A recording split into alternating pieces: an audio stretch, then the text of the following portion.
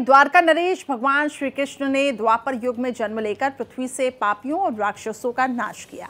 अब उनके श्रीमुख से मानव सभ्यता को भगवत गीता के रूप में अध्यात्म का परम अमृत भी मिला है।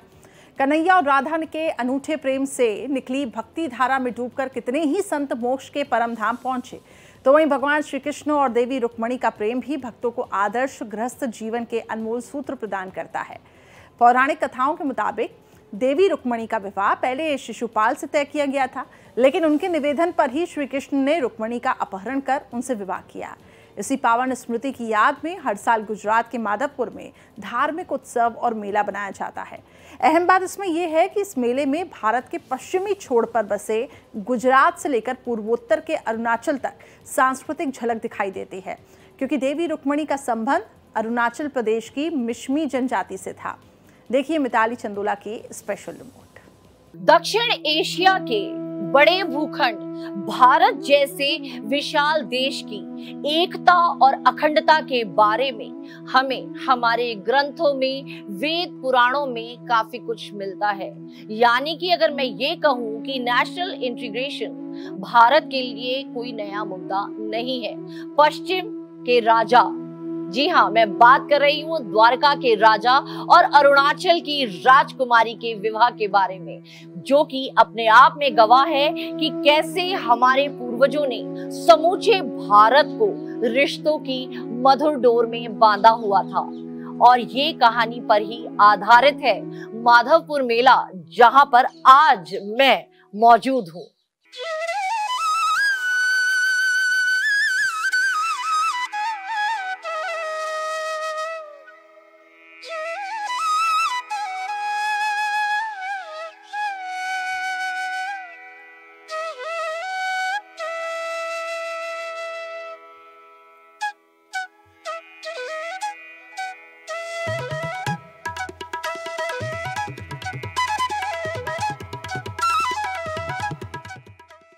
इस वर्ष गुजरात के पोरबंदर में माधवपुर मेला 6 अप्रैल से 10 अप्रैल तक भव्य रूप से आयोजित किया जाएगा। ये ऐतिहासिक मेला भगवान श्री कृष्ण और देवी रुक्मणी के विवाह की स्मृति में मनाया जाता है।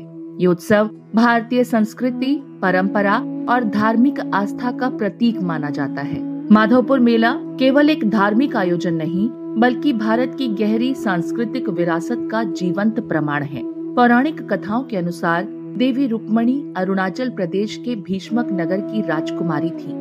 देवी रुक्मणी अरुणाचल प्रदेश की राजकुमारी थी। उनके पिता ने उनका विवाह शिशुपाल के साथ तय कर दिया, जिस पर देवी रुक्मणी उदास हो गई, क्योंकि उनके मन मंदिर में तो भगवान कृष्ण बसे हुए थे।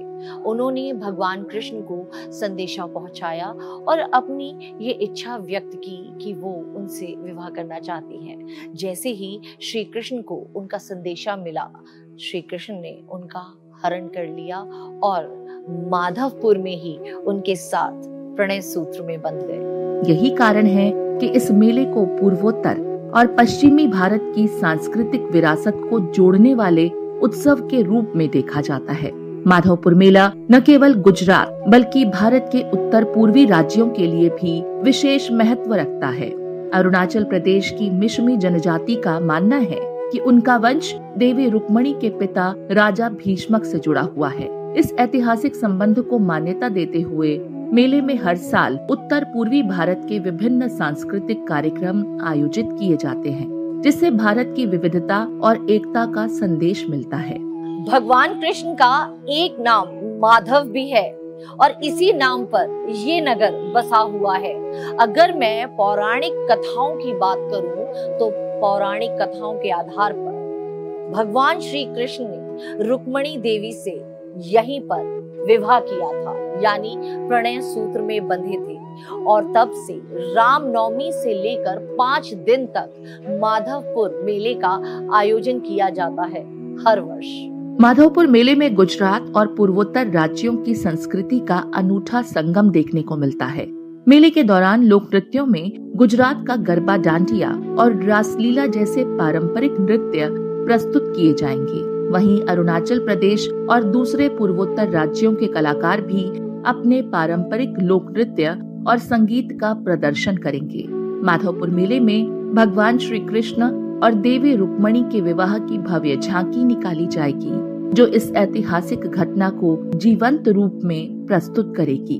धार्मिक उत्सव के दौरान गुजरात और पूर्वोत्तर राज्यों के कलाकार अपने पारंपरिक हस्तशिल्प, वस्त्र, आभूषण और अन्य कलात्मक वस्तुओं की प्रदर्शनी लगाएंगे। मेले में विभिन्न राज्यों के पारंपरिक व्यंजन उपलब्ध होंगे, जिसमें गुजराती थाली, अरुणाचली व्यंजन और अन्य भारतीय व्यंजन शामिल होंगे। माधवपुर मेले में श्री कृष्ण और रुक्मणी विवाह के प्रतीकात्मक अनुष्ठान आयोजित किए जाएंगे, जिससे भक्तों को इस पवित्र विवाह का आध्यात्मिक अनुभव मिलेगा। बता दें, माधवपुर गांव अपने प्राकृतिक सौंदर्य के लिए प्रसिद्ध है। ये गांव अरब सागर के किनारे स्थित है। इसकी खूबसूरती समुद्री तटरेखा इसे पर्यटन के लिए बेहद आकर्षक बनाती है।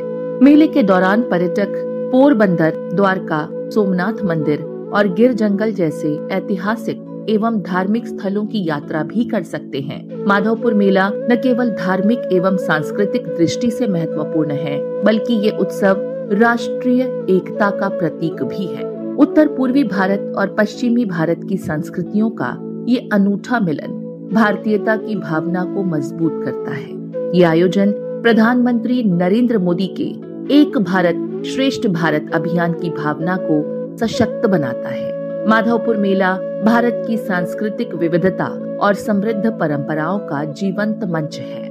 ये मेला भक्तों, पर्यटकों और सांस्कृतिक प्रेमियों के लिए एक ऐसा अवसर है जहां वे आध्यात्मिकता, कला, संगीत और इतिहास का अनुभव कर सकते हैं। इस भव्य आयोजन में भाग लेकर लोग न केवल अपनी आस्था को मजबूत कर सकते हैं, बल्कि भारत की सांस्कृतिक धरोहर से भी जुड़ सकते हैं। सच कहूं अगर तो माधवपुर मेला धार्मिक आस्था से ज्यादा पूरब और पश्चिम की संस्कृति का संगम है। यहाँ पर 5 दिन के जो मेले का आयोजन किया गया है, यहाँ पर गुजराती और अरुणाचल के जो कलाकार हैं वो पूरी संस्कृति का अपना प्रदर्शन करेंगे, जिसमें एक बहुत बड़ा भव्य आयोजन किया गया है। और सबसे बड़ी बात है, अगर मैं इस साल की बात करूं तो इस साल एक ही मंच पर 900 से ज्यादा कलाकार आपको देखने को मिलेंगे। और हम हिंदुस्तान में अक्सर बात करते हैं नेशनल इंटीग्रेशन कैंप की, जहां पर हमारी युवा पीढ़ी को शिक्षित किया जाता है। तो मैं आपको बताना चाहूंगी कि नेशनल इंटीग्रेशन के जितने भी कैंप्स लगते हैं युवा पीढ़ी को शिक्षित करने के लिए, उन सब पर भारी है ये माधवपुर मेला। मिताली चंदोला, भारत एक्सप्रेस, माधवपुर।